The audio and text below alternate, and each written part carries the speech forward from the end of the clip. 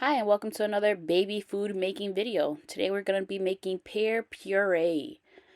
First we're going to wash those pears, take off the stickers, and we're going to skin them, dice them into bite-sized pizzas, and then throw them into the cup.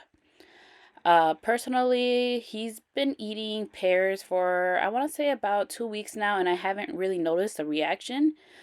Just a little TMI here, but his poop has definitely changed. It's a little bit watery, but nothing I can do about that. So there they are, cut up into little pieces. And that's just one pear. So you can see it filled up halfway about with just one pear. So you can see it in a minute here with just two pears in there, and you will see it almost all the way full. So two pears, and he was good for about a week. And again, I have a 4-month-old. And for you first time moms out there, it is really recommended for you to do one food at a time for a few days. Just to make sure there is no allergic reactions. So at first he started with apples. Apples turned out really great. He actually really loved those. Now we're working on pears, and he makes sometimes weird faces when he eats it, but he does eat it. So I guess it's just opening up his palate a bit, but he does appreciate them. I also mix these purees into his bottles as well, just in case, I don't have the time to sit down and really feed him. You can put these in the bottles and they work great.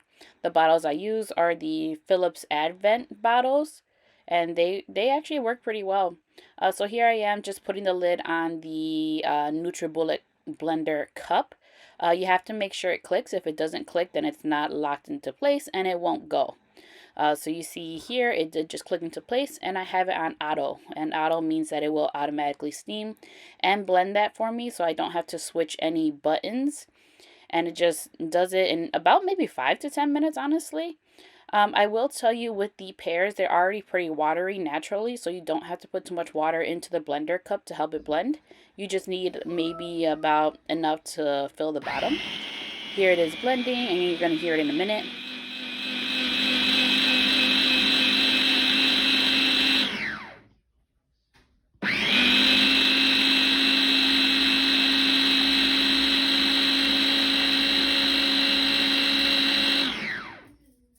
Yeah, I just wanted to show you guys what it sounds like because it is kind of loud. It's not obnoxiously loud, but I will say that my son was sleeping in the next room over from the kitchen, and he definitely heard it and woke up. So that's something to be aware of. What I like about it is that it does pulsate, so it does get all the little clumps out. I will tell you that there is warnings all on the informational papers.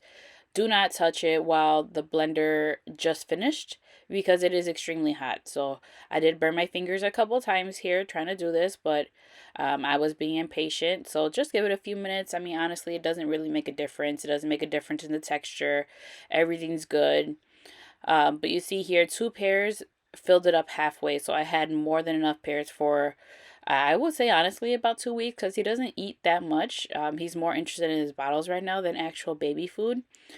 So I was able to fill up 2 of the beech nut purees. I did squeeze a little bit of lemon juice in there as well to keep them preserved. Lemon is a natural preservative. And what was left over, I ended up doing a bigger mason jar of the pears. Just because what I do is I will start making combinations. So with this jar, I'll freeze whatever's left over of these pears. And then, for example, when I make something else new, let's say next week I want to do sweet potatoes.